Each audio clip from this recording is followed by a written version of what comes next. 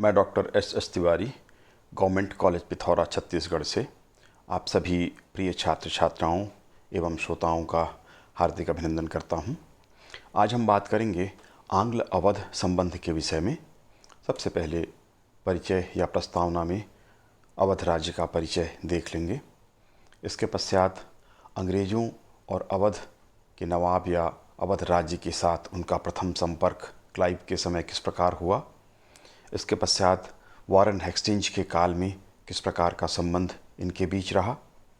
फिर Lord Cornwallis जो governor general बनकर आए भारत, उस समय क्या स्थिति थी, किस प्रकार का संबंध था। फिर सर जॉन सोर के समय संधि हुई थी सादत अली के साथ, उसकी क्या शर्तें थीं, क्या स्थितियां थीं। फिर लॉर्ड विलेज अली का महत्वपूर्ण काल आया जिसके द्वारा सहायक संधि की नीति अपनाई गई थी, जिसको यहाँ पर भी लागू किया गया था। तो सहायक संधि में क्या शर्तें थीं, क्या बातें तय हुई थी और उसका क्या प्रभाव अवध राज्य पर पड़ा था, इस पर ही हम विस्तारपूर्वक बात करेंगे। इसके बाद लॉर्ड ऑकलैंड और लॉर्ड हार्डिंज तक अवध के साथ अंग्रेज़ों के क्या संबंध रहे थे, इस पर हम चर्चा करेंगे। ये प्रथम वीडियो होगा। दूसरे वीडियो में लॉर्ड डलहौजी के काल में विशेष रूप से चर्चा की जाएगी। तो आइए शुरुआत करते हैं, परिचय देख लेते हैं। प्राचीन काल में अवध का राज्य राजा दशरथ एवं भगवान राम से संबद्ध था तथा अयोध्या इसकी राजधानी थी। 16 महाजनपदों में जब यह काल आता है, इस समय इस राज्य का नाम कौशल था और इसकी राजधानी शाश्वती थी। अवध शब्द अयोध्या से उद्भूत माना जाता है। आधुनिक काल में 1722 में सादत अली खां, जिसने बुरहानुल मुल्क की उपाधि धारण की थी, मुग़ल बादशाह ने इसे सूबेदार नियुक्त किया था अवध का, किंतु उसके द्वारा इस राज्य को स्वतंत्र घोषित किया गया। यह राज्य कन्नौज से कर्मनासा नदी के तट तक विस्तृत था। प्रारंभ में इसकी राजधानी फैजाबाद थी जो अयोध्या जिले में स्थित है। बाद में लखनऊ को अवध की राजधानी बनाया गया। यहाँ के शासक नवाब कहलाते थे तथा सिया मत से संबंधित थे, इस्लाम के सिया मत से संबंधित थे। इस कारण उर्दू की शेर व शायरी और कविता के लिए लखनऊ प्रसिद्ध हुआ तथा उर्दू भाषा को यहाँ के शासकों के द्वारा संरक्षण दिया गया था। तो ये सामान्य परिचय था। वर्तमान में उत्तर प्रदेश में यह क्षेत्र स्थित है। उपजाऊ इलाका था, भौगोलिक रूप से संपन्न इलाका था। प्रथम संपर्क अंग्रेज़ों का कब हुआ? ये क्लाइव के काल में प्रथम संपर्क अंग्रेज़ों का अवध के साथ हुआ। बक्सर युद्ध के समय अंग्रेज़ों का संपर्क अवध के साथ हुआ था।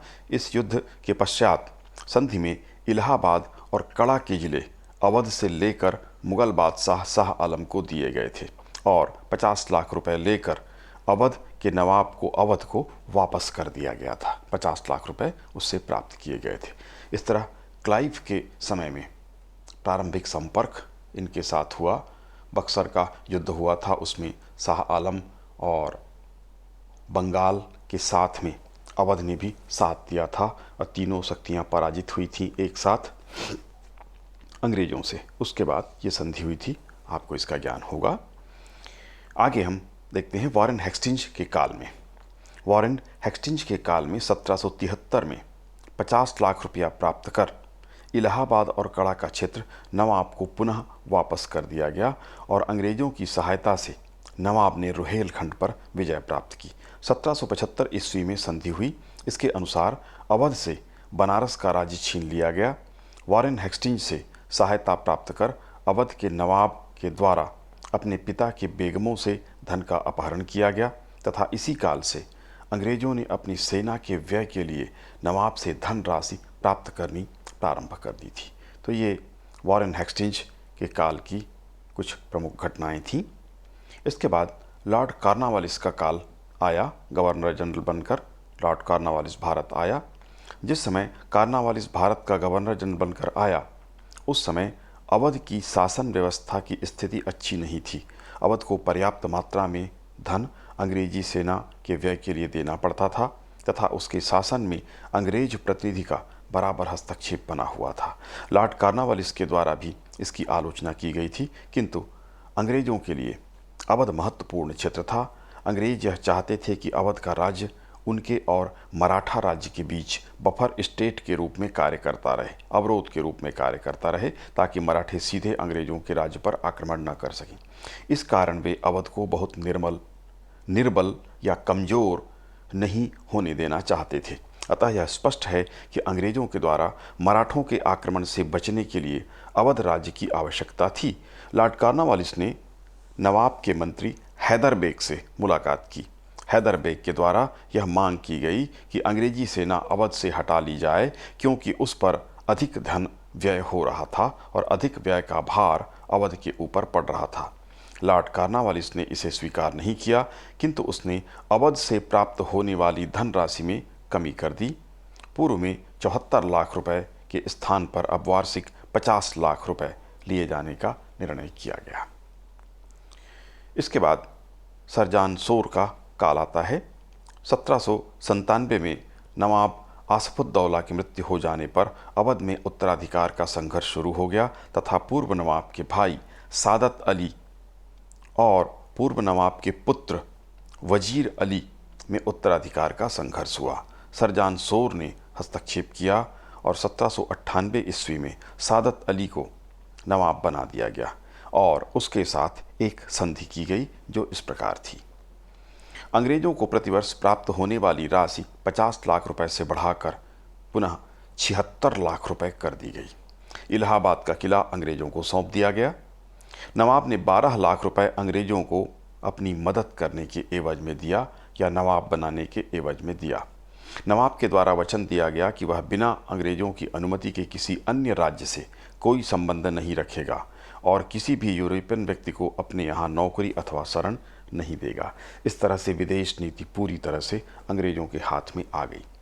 पूर्व नवाब के पुत्र वजीर अली को 50,000 रुपये प्रतिवर्ष और उसके अन्य भाइयों को भी उचित पेंशन दिए जाने का वचन इसके द्वारा दिया गया। इसके बाद लॉर्ड वेलेजली का काल आता है। पूर्व में की गई संधि के कारण, जो भी हमने देखा, तथा अधिक व्यय करने के कारण व्यय भार और उसका दबाव अवध पर पड़ने लगा। इससे शासन में कमजोरी बढ़ गई। वेलेजली ने इस ओर ध्यान दिया और अवध को अंग्रेजी राज्य में मिलाने की ओर कदम बढ़ा दिया। उसने नवाब से मांग की कि वह अपनी सेना भंग कर दे, क्योंकि अंग्रेजी सेना उसकी सुरक्षा के लिए थी। नवाब केवल उतनी ही सेना अपने साथ रखे जितना कि कर की वसूली या उगाही के लिए आवश्यक थी। नवाब ने एक बार गद्दी छोड़ने का मन बना लिया, निर्णय कर लिया था, परंतु बाद में उसने इस निर्णय को बदल दिया। 1801 ईस्वी में वेलेजली ने नवाब के साथ सहायक संधि की। इसकी शर्तें इस प्रकार थीं। सहायक सेना के व्यय के लिए रोहेलखंड और निचले दोआब को अंग्रेजों को दे दिया गया। यह स्थायी रूप से दे दिया गया। अंग्रेजों ने इसे अपने राज्य में मिला लिया। अवध का नवाब किसी अन्य राज्य से कोई संपर्क नहीं रखेगा। तीसरी शर्त थी, अवध की सीमा में एक अंग्रेज सहायक सेना रखी जाएगी। चौथी शर्त थी, एक अंग्रेज प्रतिनिधि अथवा रेजिडेंट नवाब के दरबार में रखा जाएगा, उसके सलाह से उसे शासन करना होगा। अब हम देखेंगे कि सहायक संधि के क्या परिणाम हुए। इस सहायक संधि का घातक परिणाम हुआ। पहला था, अवध पर अंग्रेजों का पूर्ण नियंत्रण स्थापित हो गया। अवध का राज्य लगभग पूर्ण रूप से अंग्रेजों के अधीन हो गया था। उस पर पूर्ण नियंत्रण सहायक संधि के माध्यम से अवध पर कब्जा कर लिया गया। उसकी विदेश नीति अंग्रेजों के हाथ में थी। आंतरिक प्रशासन में उनका सीधा हस्तक्षेप था। आर्थिक रूप से पूर्ण नियंत्रण अवध राज्य पर स्थापित कर लिया गया। तो नाम मात्र का शासन नवाब का बचा था, बाकी पूरा नियंत्रण इसके द्वारा। विदेश नीति तो पूरी तरह से अंग्रेजों के हाथ में ही थी। आर्थिक नियंत्रण भी पूरी तरीके से उन्होंने कर लिया था। विदेश नीति अंग्रेजों के द्वारा संचालित हुई। अवध की विदेश नीति पर अंग्रेजों का पूर्ण नियंत्रण स्थापित हो गया। नवाब का विदेश नीति पर कोई अधिकार नहीं था। वह किसी विदेशी से किसी प्रकार का कोई संबंध नहीं रख सकता था, न ही किसी अन्य राज्य के साथ सीधा कोई संपर्क कर सकता था, न कोई संधि कर सकता था, न ही कोई समझौता कर सकता था। इस तरह विदेश नीति अंग्रेजों के हाथ में चली गई। तीसरी बात थी, अंग्रेजों का सैन्य एवं आर्थिक नियंत्रण। नवाब की सेना नाम मात्र की रह गई। केवल कर उगाहने के सहयोग करने के लिए जितनी सेना की आवश्यकता थी उतनी ही सेना रखी गई। अंग्रेजों के द्वारा अवध पर पूर्ण आर्थिक नियंत्रण स्थापित कर लिया गया था। आय के सारे स्रोतों पर अंग्रेजों का पूर्ण नियंत्रण हो चुका था। इस तरह अंग्रेजों ने सैन्य और आर्थिक नियंत्रण पूरी तरह से अवध राज्य पर कायम कर लिया था। अवध का आर्थिक शोषण।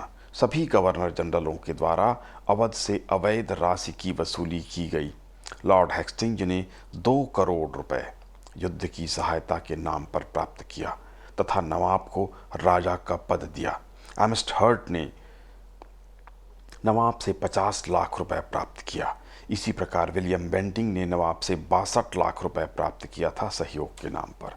समस्त प्रमुख आर्थिक स्रोतों पर तो अंग्रेजों का अधिकार था ही, अतः अनेक प्रकार से अवध का आर्थिक शोषण किया जा रहा था। अतिरिक्त राशियां भी अवैध रूप से प्राप्त की जा रही थी। अवध में कुशासन। अवध में पूर्ण सैनिक एवं आर्थिक नियंत्रण अंग्रेजों ने स्थापित कर लिया था। अवध राज्य की आर्थिक स्थिति दयनीय हो चुकी थी। इसका प्रमुख कार्य मात्र राजस्व की वसूली करना तथा अंग्रेजों तक पहुंचाना रह गया था। इस कारण शासन में अव्यवस्था की स्थिति उत्पन्न हो गई थी और अंग्रेज इस आधार पर इस राज्य का विलय अंग्रेजी साम्राज्य में करना चाहते थे। अब हम देख लेंगे लॉर्ड ऑकलैंड के काल में क्या स्थिति थी। इसके पहले हमने देख लिया कि सहायक संधि के किस प्रकार के दुष्परिणाम हुए थे और अंग्रेजों ने एक तरह से पूरी तरह से अवध राज्य पर सैनिक और आर्थिक नियंत्रण, विदेश नीति पर पूर्ण नियंत्रण स्थापित कर लिया था। लॉर्ड ऑकलैंड जब भारत गवर्नर जनरल बनकर आया तो उस समय उत्तराधिकार के प्रश्न पर उसने हस्तक्षेप किया था। 1837 में नवाब नसीरुद्दीन की मृत्यु हो जाने पर अंग्रेजों ने उत्तराधिकार के पत्र पर हस्ताक्षर किया और नसीरुद्दौला को उत्तराधिकारी बना दिया। यह एक दुर्बल और कमजोर व्यक्ति था तथा वृद्ध हो चुका था। गद्दी पर बैठते ही अंग्रेजों के इशारे पर उसने कार्य करना शुरू किया। एक नवीन संधि पत्र पर उसने हस्ताक्षर किए। इसके अनुसार अपनी पुरानी सेना को उसने समाप्त कर दिया तथा नवीन सेना की भर्ती प्रारंभ करने का वचन दिया, जिसका संगठन अंग्रेज करेंगे किंतु उसका पूरा व्यय नवाब को देना होगा। इस तरह से सेना पर जो थोड़ा बहुत भी नियंत्रण नवाब का था उसे भी समाप्त करने की पूरी योजना अंग्रेजों ने तैयार कर ली। उसने यह वचन दिया कि वह अंग्रेज रेजिडेंट की सहायता से शासन में सुधार करेगा। अर्थतः सीधे तौर पर प्रशासन में भी हस्तक्षेप शुरू हुआ। आवश्यकता पड़ने पर संपूर्ण अथवा उसके किसी भी हिस्से का शासन अंग्रेजों को सौंप देगा। अंग्रेज जो मांगेंगे, शासन पे जो अधिकार मांगेंगे वो अधिकार दिया जाएगा। ये भी उसने स्वीकार किया।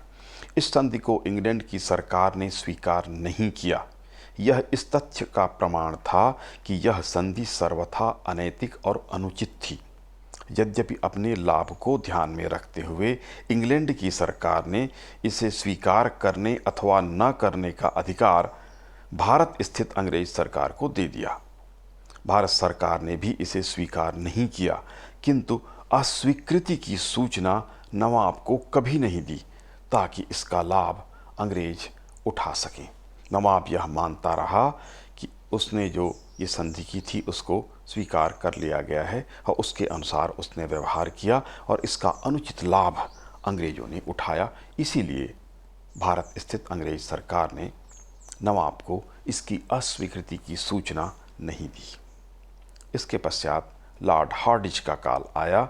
इसके पूर्व 10 वर्षों तक अंग्रेज सरकार पंजाब, अफगानिस्तान और सिंध के मामले में उलझे रहने के कारण अवध की ओर ध्यान नहीं दे पाए थे, किंतु इसके पश्चात लॉर्ड हार्डिंज ने 1847 में अवध की ओर ध्यान दिया तथा तत्कालीन नवाब वाजिद अली शाह से भेंट की और इसे इस बाबत चेतावनी दी कि यदि उसके द्वारा अगले 2 वर्षों में शासन में सुधार नहीं किया गया तो अवध उससे छीन लिया जाएगा।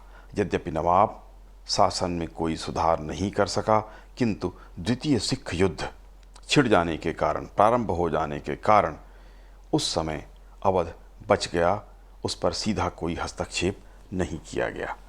इस तरह से प्रथम वीडियो में हम यहीं तक बात करेंगे और इसके पश्चात द्वितीय वीडियो में लॉर्ड डलहौजी, जिसने हड़प नीति या व्यपगत नीति, डॉक्ट्रिन ऑफ लैप्स की नीति उसने अपनाई थी, उसके ऊपर उसके अंतर्गत किस प्रकार से उसने अवध के साथ संबंध स्थापित किया था और किस प्रकार से अवध का विलय किया था, उस पर हम विस्तारपूर्वक चर्चा करेंगे।